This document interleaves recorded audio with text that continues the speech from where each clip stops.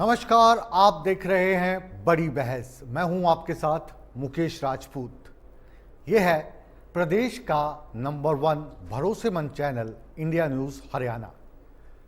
आज बड़ी बहस में हम बात करेंगे राजनीति और गठबंधन की।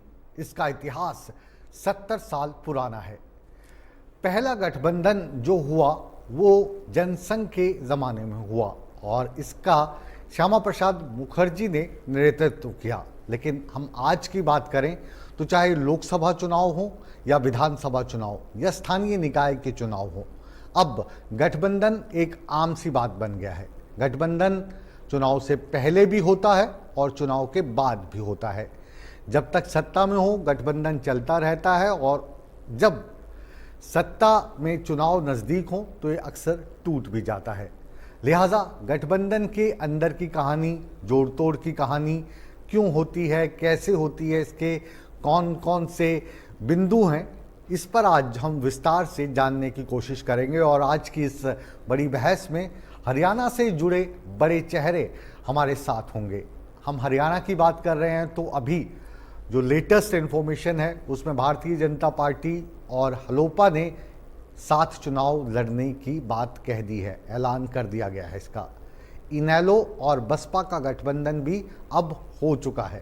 पहले बसपा का जेजेपी के साथ गठबंधन था, लेकिन इस बार इनेलो और बसपा चुनाव में साथ में ताल ठोकेंगे। बात कांग्रेस और आम आदमी पार्टी की करें तो आप जानते हैं कि लोकसभा चुनाव में इन दोनों का गठबंधन था, लेकिन विधानसभा चुनाव में आम आदमी पार्टी हो या कांग्रेस हो, ये सभी की सभी सीटों पर चुनाव लड़ने का दावा कर रही हैं। वहीं पर जेजेपी ने अभी इस मसले को लेकर कोई पत्ते नहीं खोले हैं। हालांकि हमने दुष्यंत चौटाला से जब बातचीत की थी तो उन्होंने कहा कि अभी चुनाव में समय है और देखिए ऊंट किस करवट बैठता है।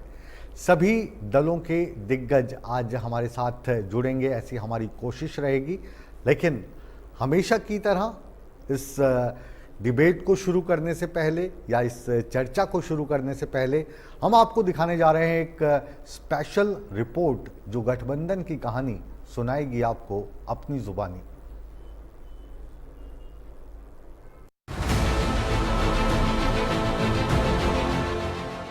चुनाव से पहले गठबंधन की सियासत।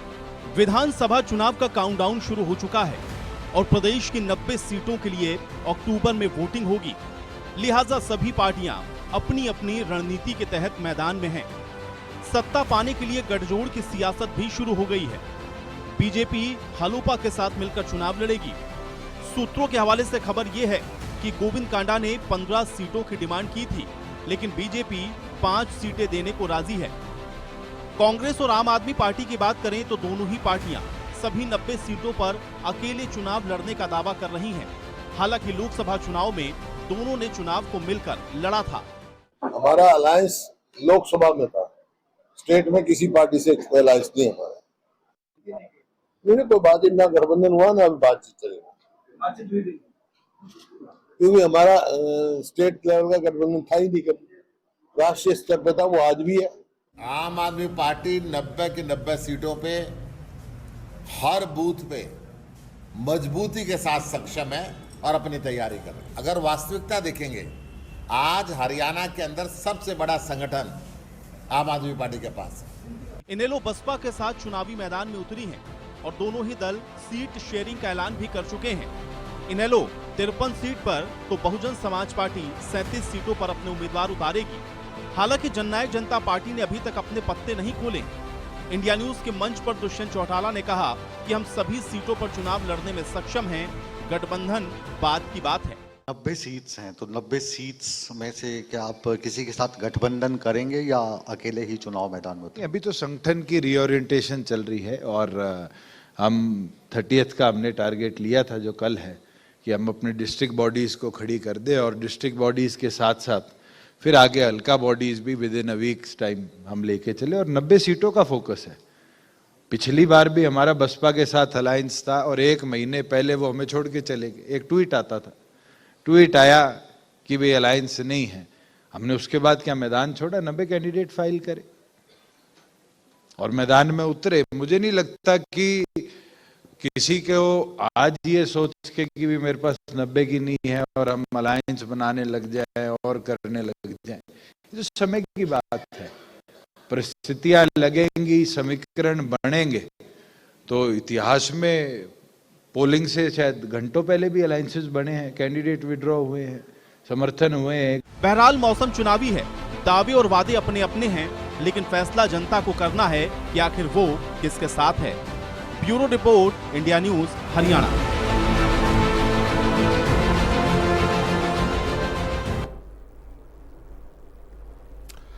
तो बड़ी बहस की आज शुरुआत हम करने जा रहे हैं एक बहुत बड़ी पार्टी के प्रदेश अध्यक्ष उदय भान जी से। आप कांग्रेस के प्रदेश अध्यक्ष हैं हरियाणा के। बहुत बहुत स्वागत है आपका इंडिया न्यूज़ हरियाणा में और इस बड़ी बहस में। आपसे हम जानना चाहेंगे कि उदय भान जी, अभी लोकसभा का जो चुनाव था उसमें 9 सीट्स आपने लड़ी थी और 1 आम आदमी पार्टी ने, आपने 5 में विजय हासिल की, आम आदमी पार्टी नहीं जीत पाई। अब विधानसभा को लेकर दोनों जो पार्टियां हैं, इसमें गठबंधन को लेकर क्या उम्मीद की जा सकती है?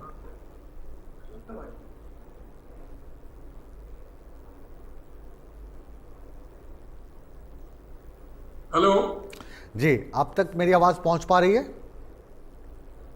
दोबारा आप रिपीट करें। जी, मैं कह रहा हूं कि जो लोकसभा चुनाव था, आज हम गठबंधन की बात कर रहे हैं, तो आपका गठबंधन आम आदमी पार्टी के साथ था, लेकिन अभी दोनों पार्टियां ताल ठोक रही हैं कि हम 90 की 90 सीटों पर लड़ेंगे। तो इसको लेकर हम चाह रहे थे कि आप थोड़ा प्रकाश डालते कि क्या इस वक्त घटनाक्रम चल रहा है और लोकसभा चुनाव में क्या आप साथ में लड़ेंगे, क्योंकि आप इंडिया गठबंधन में दोनों साथी हैं, या अकेले अकेले चुनावी मैदान में उतरेंगे? नहीं, वो ठीक है। पहले हम लोकसभा का चुनाव गठबंधन से लड़े थे। वो हमारे जो इंडिया गठबंधन की 26 पार्टियों का गठबंधन था, उसमें आम आदमी पार्टी से हमारे कांग्रेस पार्टी के नेतृत्व ने हरियाणा में 1 सीट दी थी।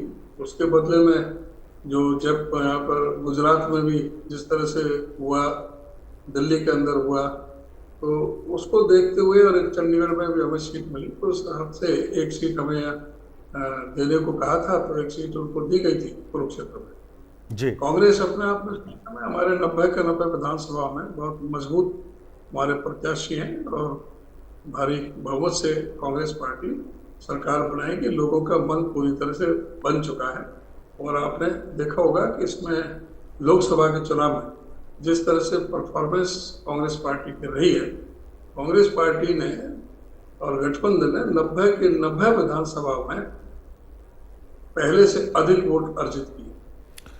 जहां पहले हम 28% वोट पर रह गए थे, अब हमारा गठबंधन 47.6% का जो सर्वाधिक है सारे कंट्री के अंदर, वो हमने मत प्रतिशत हासिल किया है।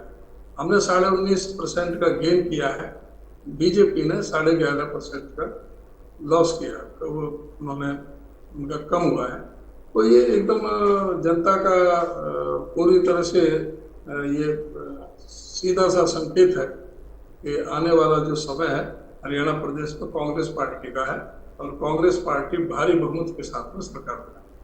जी, चलिए, ये सभी पार्टियां दावा करती हैं कि पिछली बार की तुलना से इस बार वोट बैंक बढ़ा है। आप भी दावा कर रहे हैं, तो आपके दावे को हम खारिज नहीं करेंगे। भारतीय जनता पार्टी दावा करती है कि हम मजबूत हुए हैं, पिछली बारी की तुलना में हमें ज़्यादा वोट मिले हैं। खैर, वो जब भारतीय जनता पार्टी के प्रतिनिधि यहाँ पे आएंगे उनसे हम बात करेंगे। मेरा एक सवाल ये है कि एक गठबंधन भी ऐसी चीज़ है, धर्म के जैसी चीज़ है, जिसमें आप अगर लोकसभा में साथ लड़ रहे हैं, फिर विधानसभा में जाते हैं तो वहाँ पर एक दूसरे के खिलाफ लड़ रहे होते हैं। चाहे हम हरियाणा की बात करें, चाहे अब पंजाब की बात करें, पश्चिम बंगाल की बात करें, तो उस वक्त जो इंडिया गठबंधन है उसकी जो दोस्ती है वो आड़े नहीं आती?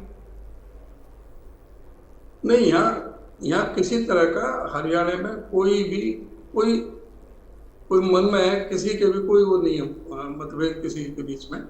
और यहाँ से स्पष्ट है, कांग्रेस पार्टी अकेले चुनाव लड़ेगी 90 के 90 विधानसभा में। हमारे पास बहुत सशक्त मजबूत हमारे पास में दावेदार हैं और जो आप कह रहे थे कि प्रत्यक्ष का प्रमाण की क्या आवश्यकता, आप कह रहे हो हर पार्टी ये कहती है, ये बीजेपी कहती है पहले से ज्यादा वोट मिली है, ये तो आपके सामने है।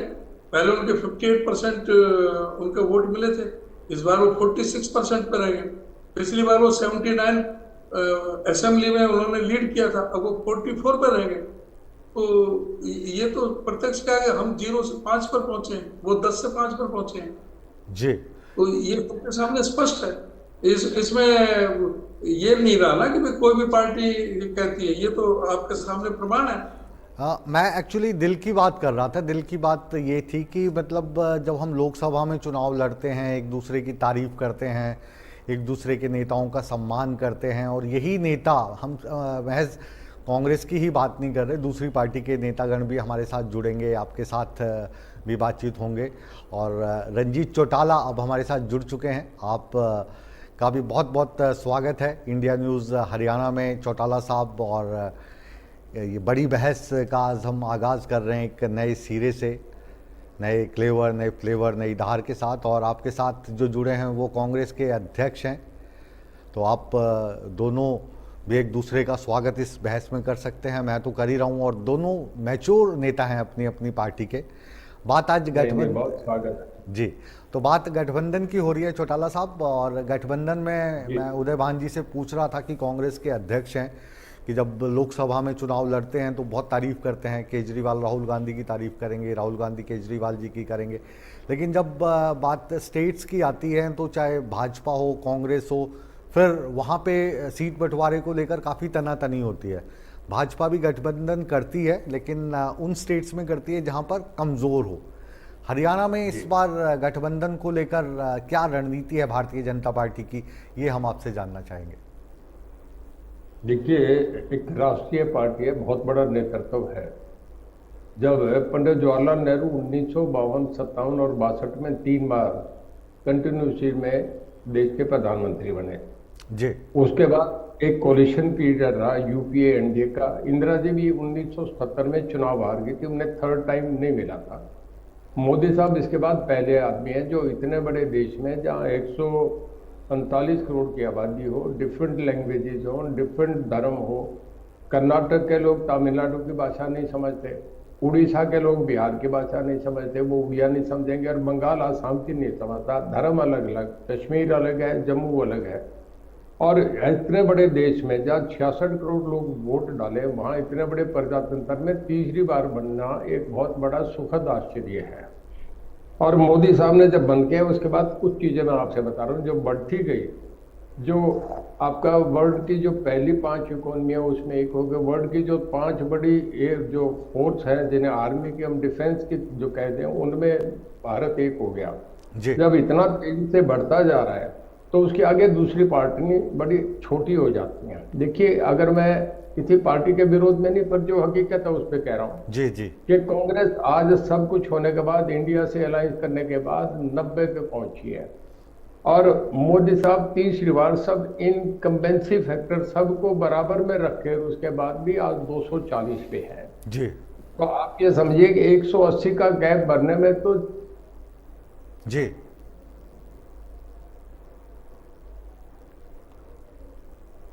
जी, सुन पा रहे हैं आपको, बोलिए चौटाला साहब।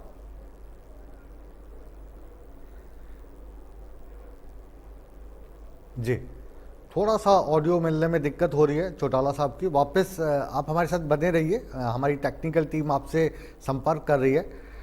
उदय भान जी, आपको मेरी आवाज़ आ रही है? तो जो आपका कैमरा है उसको आप थोड़ा ठीक कीजिएगा।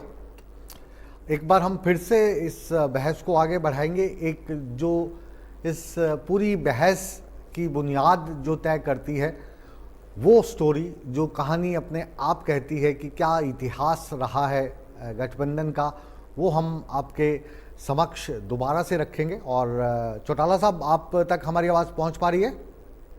जी, पहुंच रही है बिल्कुल। उदय भान जी, आप भी सुन पा रहे हैं? आ रही है आपकी आवाज़। चलिए चौटाला साहब, आप जारी रखिए। तो आप पुरानी बात का जिक्र कर रहे थे और इतिहास का बता रहे थे। मैंने भी बताया कि श्यामा प्रसाद मुखर्जी के समय में पहला गठबंधन हुआ था। आप इंदिरा गांधी जी वाला जो कार्यकाल है उसके बारे में बता रहे थे, जारी रखिए आप। जी, तो मेरा ये कहने का है कि इसके बाद एक पार्टी इतना बढ़ रही है। देखिए आप फ्रांस और जर्मनी में, इंग्लैंड में भी एक कोलिशन पीरियड आया था, इंडिया में भी एक आया था। उसके बाद आप देखिए 1984 में राजीव गांधी को अकेले को 401 सीटें मिली थी।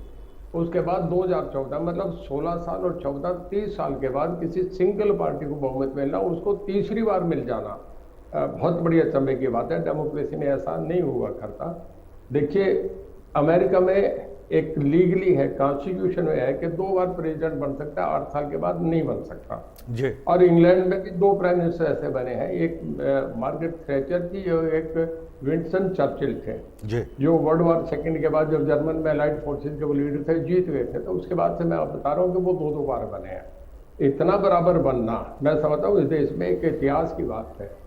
जो आदमी इतना पॉपुलर हो, जिसको आज भी एक वर्ल्ड ओपिनियन में जो आपके ये जो ओपिनियन पोल आता है उसमें वर्ल्ड का सबसे पॉपुलर लीडर मानते हैं। और राहुल गांधी का देखिए पार्टी के राष्ट्रीय नेता मैं सम्मान करता हूँ, पर उन्हें अगर देखें तो कहीं भी उनके बराबर कहीं मैच में नहीं आते। जब भी अगर कोई आदमी फिल्म देखने जाएगा तो देखेगा कि कौन है कि अमिताभ बच्चन है, कौन है कि दिलीप कुमार है, तो फिल्म को देखने जाते हैं। मोदी साहब के बराबर राहुल जी पार्टी के अध्यक्ष हैं, बन गए। एक परिवार का मामला चला रहा था। परिवार की राजनीति लंबी नहीं चला करती, हो गया कई साल। अब इतना लंबा किसी देश में, मैंने अमेरिका का उदाहरण दिया, इंग्लैंड का नहीं, यहाँ ही कई हस्ती पार्टी से उठ के आए हैं जिन्हें पता ही नहीं था कि उन्हें चीफ मिनिस्टर बनेंगे, वो प्राइम मिनिस्टर बनेंगे, उन्हें पार्टी से हटके इस काम पे लगा दिया जाएगा। मोदी साहब ने देश का नेतृत्व करा, लोग भूल नहीं सकते। देखिए जब प्रधानमंत्री बने, मैं कांग्रेस में था, मैंने जब उन्हें चुनाव जीतने के बाद जब पार्लियामेंट में जाके पार्लियामेंट की पौड़ी पे माथा टेकते देखा तो मेरे मन में भी ये हुआ कि अरे यार इंसानियत तो है इस आदमी में, इसका तो कोई मुकाबला नहीं। फिर वाराणसी जाके जब गंगा को प्रणाम कर रहे हैं और पार्लियामेंट में आके जब मैंने उन्हें देखा, इमोशनल होकर बोलते देखा, बाहर भी जब मैं नाराज में बोलते देखता हूँ। मुझे याद है कि एक बार अमेरिका में जब वो एनआरआईज को एड्रेस कर रहे थे तो इत्तेफाक से वहां बुला दिया था, उसमें देखिए वो जो अंदर की कहानी है वो सारी आप से मैं जान चुका हूं। और जब आप कांग्रेस में पहले थे, फिर आप इंडिपेंडेंट के तौर पर मनोहर लाल खट्टर साहब की सरकार में भी मंत्री रहे, लेकिन कार्रवाई आप मोदी साहब के लिए करते रहे। सिंधिया साहब को सिंधिया साहब को नहीं याद होगा। हाँ, सिंधिया साहब को आपने बैकडोर एंट्री करवाई, सिंधिया साहब की आपने बैकडोर एंट्री करवाई। मुझे सुनेंगे मुकेश जी 1 मिनट? बिल्कुल बिल्कुल। इनके पिताजी गयालाल जी मेरे बहुत अच्छे दोस्त थे जी, मेरे साथ पहले भी गए हैं।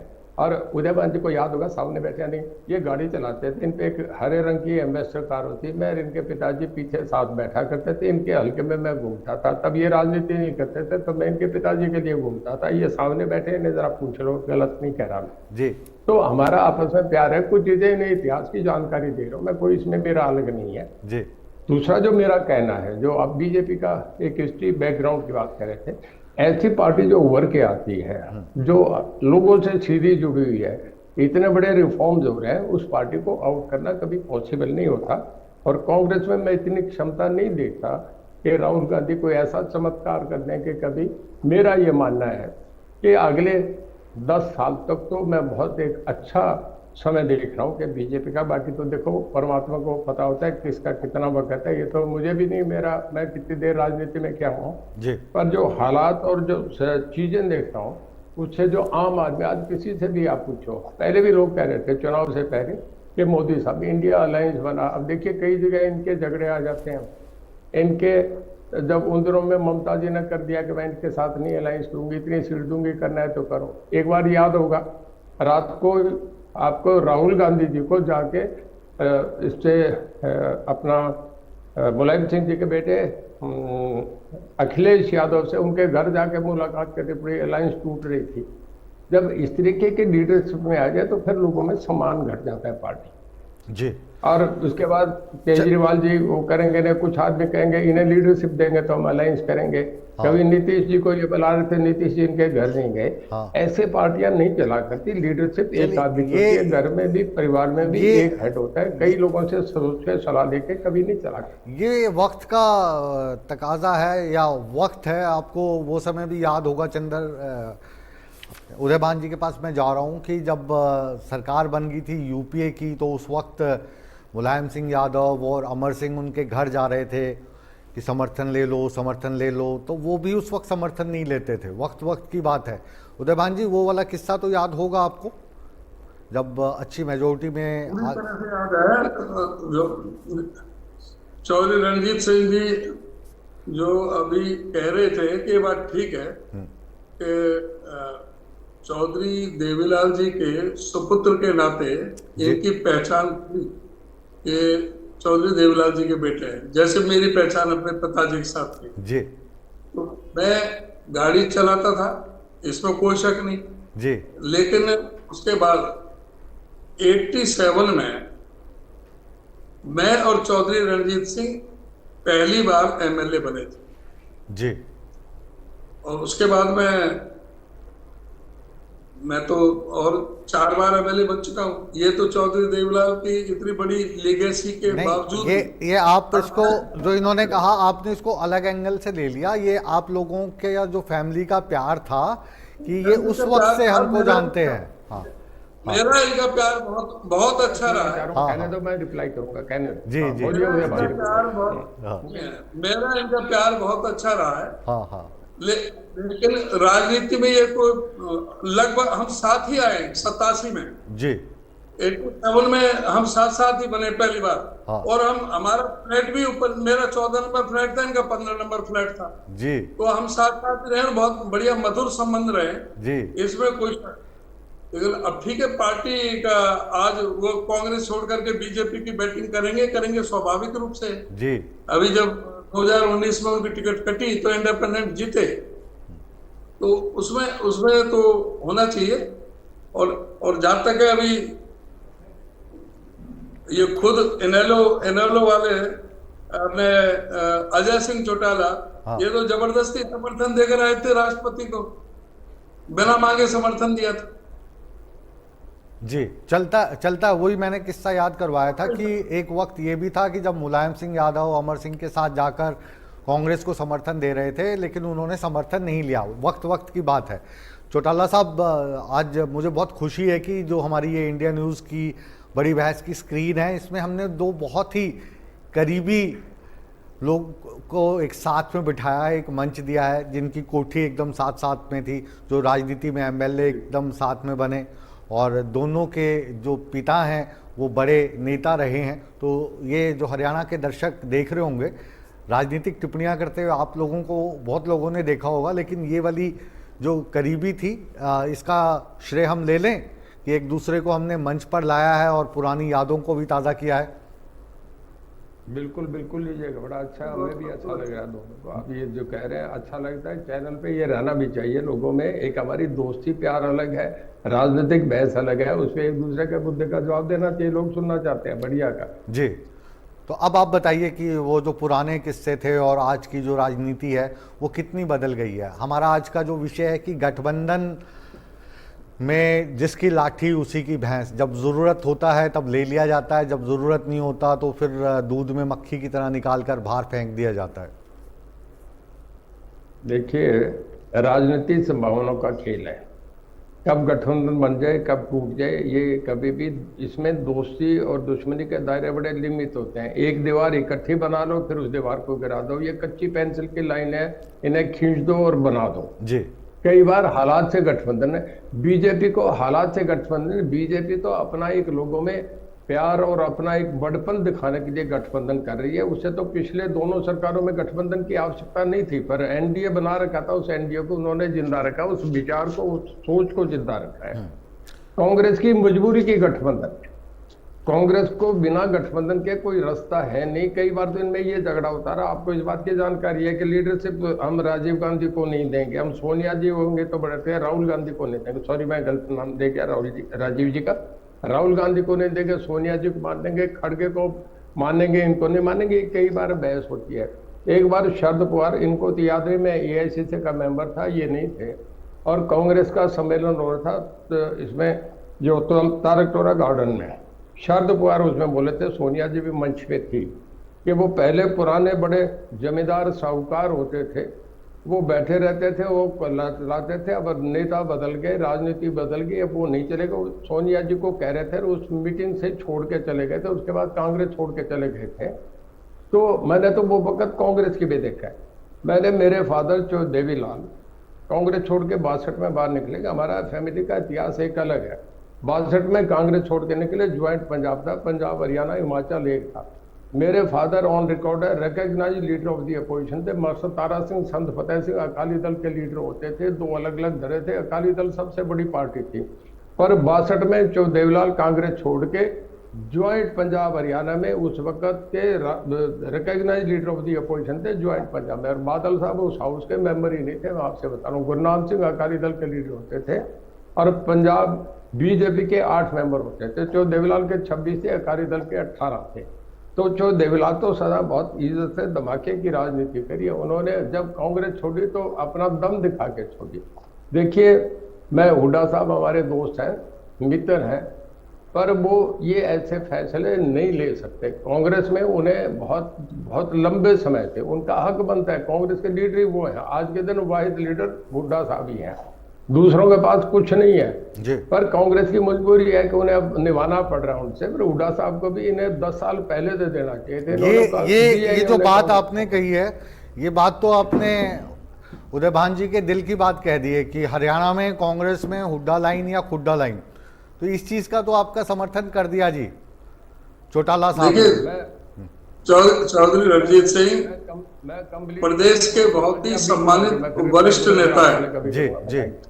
मैं कहना चाहूंगा कि राजनीति में ना कोई स्थायी दुश्मन है और ना कोई स्थायी दोस्त है जी। तो समय के मुताबिक कई बार बदलते रहते हैं।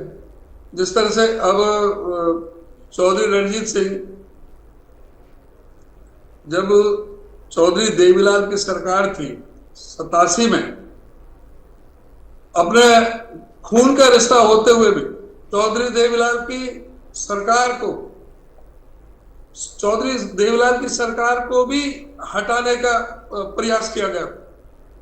तो ये राजनीति का ये बहुत ही बदसूरत ये चेहरा भी है। तो ये कोई दोस्ती नहीं होती। और कांग्रेस का बहुत ही हमेशा तारीफ करते रहे पुराने कांग्रेस बने, बहुत साल कांग्रेस बने चौधरी रणजीत सिंह, और हमेशा ही उनका एक तो आवाज बहुत बैक आ रही है सर। जी जी जी। आप बने रहे हमारे साथ, आप बने रहे हमारे साथ चौटाला साहब। हाँ, एक तो जो आवाज इनको वापस जा रही है, भान साहब को इसको थोड़ा सा चेक करें। चौटाला साहब, भान साहब कह रहे हैं कि जो राजनीति है ये एक अलग ही दुनिया है, इसमें अपने पराये कोई नहीं होते, विचारधारा के साथ चलते हैं। देखिए, मैं हिस्ट्री का स्टूडेंट रहा हूँ। बाबर, हुमायूं, अकबर, जहांगीर, शाहजहां, मैंने मिडिवियल हिस्ट्री पढ़ी है। ये सब एक ही खानदान था। और इसमें औरंगजेब ने उसको, शाहजहां को भी कत्ल कर दिया था, अपने भाई दारा शिकोह को सबको अंदर डाल दिया था।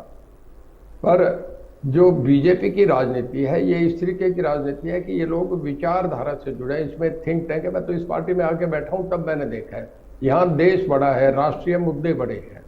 कांग्रेस में तो इस तरीके की बातें रोज होती है। ये जो बात कहते हैं वो ठीक कह रहे हैं। देखिए, हमारे घर में चौ देवीलाल का घर कभी छोटा नहीं हुआ। ओम प्रकाश जी बन के बड़े भाई हैं, तो अपने घर में एक ही एमएलए थे, उदयवानी थे। बन जाए नहीं बन जाए, 3 बार बने, 5 बार बने। हमारे आज भी, मैं इन्हें बताना चाहता हूँ, पूरे देश में किसी का नहीं। आज भी चौ देवीलाल के हम घर के 4 मेंबर एक विधानसभा बैठे, जो चौ देवीलाल का खून है, जिसमें रणजीत सिंह है, जिसमें नाना चौटाला है, जिसमें अभय सिंह है और जिसमें दुष्यंत। हम 4 मेंबर आज भी केवल चौ देवीलाल के बेटे पोते बहुए हैं, जो तीसरा भाई भी नहीं। मैं केवल परिवार की बात कर रहा हूँ, चौ देवीलाल फैमिली की बात। ये तो अभी हमारी जो मुलाकात हुई थी लास्ट में, मैं कंप्लीट कर लूँ 1 मिनट। जी जी जी। और दूसरा मैं ये कह रहा हूँ कि ओम प्रकाश बन जाए, मैं बन जाऊं, अजय बन जाए, दुष्यंत बन जाए, कौन बन जाए, जो देवीलाल की राजनीति तो जिंदा है। ये तो रहेगी। हमारे भाइयों के विचार हो सकते हैं। देखिए, मेनका गांधी भी 12 बजे ट्रेन उठा के इंदिरा जी के घर से निकल के चली गई। वो तो बहुत ही 12 बजे रात को छोड़ के निकली। ये सब जगह है। सिंधियाल फैमिली में भी है, हाँ। आपके इसके करुणानिधि की फैमिली में भी है, एनटी रामाराव की फैमिली में। राजनीति में कहाँ नहीं होता, हर जगह एक लड़ाई होती है। हस्बैंड वाइफ में एक रिश्ता ये रहता है। आचार्य कृपलानी अपोजिशन में थे और उनकी वाइफ जो थी सुचेता कृपलानी, वो कांग्रेस में चीफ मिनिस्टर थी उत्तर प्रदेश के, सबसे बड़े प्रदेश की। तो राजनीति तो विचारधाराओं की अपने समय के साथ करने की है, पर बीजेपी में ऐसा नहीं है। बीजेपी में तो जब ये, मैं अभी एक किस्सा बता रहा हूँ, मनोहर लाल जी हमारे मुख्यमंत्री थे, जब उन्हें जाने का फैसला हुआ कि वो रिजाइन करेंगे तो सब मिनिस्टर को बुलाए, मुझे भी लाया। अब बैठ के अलग अलग राय लेने लगे, मेरे से पूछने लगे, तो कहने लगे कि नहीं पार्टी का निर्णय हो गया और अब ये तो इसमें सलाह देना कुछ बेकार की बात है, मैं इस्तीफा दे रहा हूँ, नया चीफ मिनिस्टर कल बन जाएगा, नेता चुना जाएगा। ये पार्टी तो ऐसी है कि जिसमें पार्टी फैसला करती है, संगठन बड़ा है, वहाँ पार्टी की इज्जत है। वहाँ तो कांग्रेस में जिसका दाव लगे वो ठीक नहीं, छोड़ के चले गए। ये तो हुड्डा साहब तो कल आए हैं, ये जो कह रहे हैं मेरे दोनों तो 87 के मेंबर हैं। 2005 में हुड्डा साहब आए थे, उससे पहले हुड्डा साहब राजनीति में नहीं थे। हुड्डा साहब तो विधानसभा में 2005 में आए हैं और मैं मनोहर लाल जी हमारे 2014 में। अब सुन लो, मैं कंप्लीट करूं जी। देखिए, कांग्रेस में जो देवीलाल छोड़ के चले गए, जो भजनलाल छोड़ के चले गए, जो बंसीलाल छोड़ गए, इनसे बड़ी कांग्रेस थी क्या हरियाणा में? ये भी छोड़ के चले गए। ऐसा बीजेपी में नहीं होता। बीजेपी में जो नेता है वो नेता है। वसुंधरा राजे नहीं बनाई, पार्टी में है। आपके शिवराज सिंह चौहान को नहीं बनाया, फिर भी पार्टी में। ये मुकाबला नहीं करें कि ये है, इसको अपनी पार्टी जो चीज है उसे स्वीकार करनी चाहिए। मैं करूंगा, ये कुछ भी बताए मैं सुनूंगा जी। अब आपने बताया कि जो चौधरी देवीलाल जी का परिवार है वो इतना बड़ा परिवार है, उसमें अभी भी 4 जो विधायक हैं वो चौधरी देवीलाल का खून है। ये सवाल तो मैंने अभी आपका, जब आप लोकसभा में खड़े हुए थे तब भी मैंने पूछा कि जिस सीट से आप खड़े हो रहे हैं उसमें 3 तो आपके परिवार के ही लोग हैं। अब ऐसा तो नहीं हुआ कि वो 3 परिवार के साथ में खड़े हो गए, चौधरी रंजीत सिंह चौटाला, नैना चौटाला, सुनैना चौटाला, तो आप लोगों के वोट बट गए और जो जेपी थे उनको उसका फायदा मिल गया और वो चुनाव जीत गए, वो सांसद बन गए। हुआ इसका एक मैसेज गया कि यार परिवार के 3 खड़े, क्या करें। अब हमें तो फैसला करना था, दिक्कत हो गई। अल्टीमेटली लोगों का इसका प्रभाव पड़ा। अगर ये नहीं होता तो मेरा 1 लाख वोट फालतू आता। देखिए, उनके भी तो 50,000 वोट वो लेके गए हैं। तो जो देवलाल फैमिली को तो वोट उतना ही पड़ रहा है, अब भी वहां कमी नहीं है। मुझे तो 30,000 वोट चाहिए थे जी। और मैं इतना कुछ होने के बाद आधा घंटा पहले मैं पार्टी में ज्वाइन। उस पार्टी की मानता देखो, कितनी बड़ी पार्टी है कि मुझे बुला के टिकट दे रही है, मुझे कहने के आप चुनाव लड़ो जी, और मुझे कहने लगा पार्टी ज्वाइन करो। और उसके बाद भी उस पार्टी में मुझे 5,08,000 वोट मिल गए जी। तो आप ये समझे कि पार्टी का अपना वोट बैंक है। कांग्रेस में देखिए, ये ठीक है कि जेपी मेरे सामने जीते, ये टेक्निकली इस बात को कोई इनकार नहीं कर सकता, मैं भी मान रहा हूँ वो जीते हैं। पर उसके 100 मेनी रीजन थे कि एक तो परिवार के 3 लोग हो गए, ऐसी फैमिली को जिसको कोई सोच नहीं रहा था कि यहाँ ये लड़ेंगे। दुष्यंत वहां से पहले 2 बार आप वहां से MP रहे हैं। आप दोनों हमारे साथ जुड़े और दिल की बात कही, और सच मानिए दिल खुश हो गया, क्योंकि आप दोनों ही बहुत हमारे ना केवल अच्छे दोस्त हैं बल्कि अच्छे नेता हैं और एक मैच्योरिटी लेवल में बातचीत आप लोग करते हैं। बहुत बहुत शुक्रिया। लेकिन अभी जी जी जी जी हाँ, कहने दीजिए इनको, कहने दीजिए जी। बीजेपी की इतनी जबरदस्त बैटिंग आज चौधरी रणजीत सिंह ने की है जी, देख के अच्छा लगा कि भाई किस तरह से जो बीजेपी की ताकत पुल बांधने में लगे चौधरी रणजीत सिंह। मैं कह रहा था, बीजेपी वो पार्टी है जो यूज एंड थ्रो की पार्टी है। जेजेपी को स्वार्थ के जरिए राज बनाने के लिए जेजेपी का इस्तेमाल किया और फिर तरह से दूध में से मक्खी की तरह उसको निकाल दिया। ये स्वार्थ की तरह स्वार्थी। बीजेपी वो पार्टी है जिसने इनेलो को खत्म कर दिया, अकाली दल को खत्म कर दिया, उधर को नीतीश कुमार की जेडीयू को खत्म कर दिया और यहाँ पर जो जेजेपी का पूरी तरह से खत्म कर दिया, और वही महाराष्ट्र में करने में लगे हुए हैं जी। तो ये गठबंधन ये नहीं जानते, ये सिर्फ स्वार्थ का गठबंधन है। ये गठबंधन धर्म नहीं है जी। ये विचारधारा की बात नहीं है। आज आप दोनों जो अपने तरकश में तीर लेकर आए हैं एक दूसरे को घायल करने के लिए, तो क्योंकि आज बड़ी बहस ये हमारी पहली है, आखिरी नहीं है, आगे से भी हम आपको लगातार बुलाते रहेंगे और ये जो तर्कश के तीर हैं आप राजनीति प्रतिद्वंदी होने के नाते एक दूसरे पर चलाते रहेंगे, लेकिन आप दोनों का प्यार बना रहे, आपके बुजुर्गों का आशीर्वाद बना रहे, जनता आपको आशीर्वाद देती रहे और आप इसी तरीके से बड़ी बहस में हमारे साथ आते रहें। आप दोनों से हम इजाज़त लेंगे, लेकिन इस बड़ी बहस की जो नींव है, जो हमारी आज की स्पेशल रिपोर्ट है, वो एक बार हम फिर से दर्शकों के सामने रख रहे हैं। आप दोनों का बहुत बहुत शुक्रिया।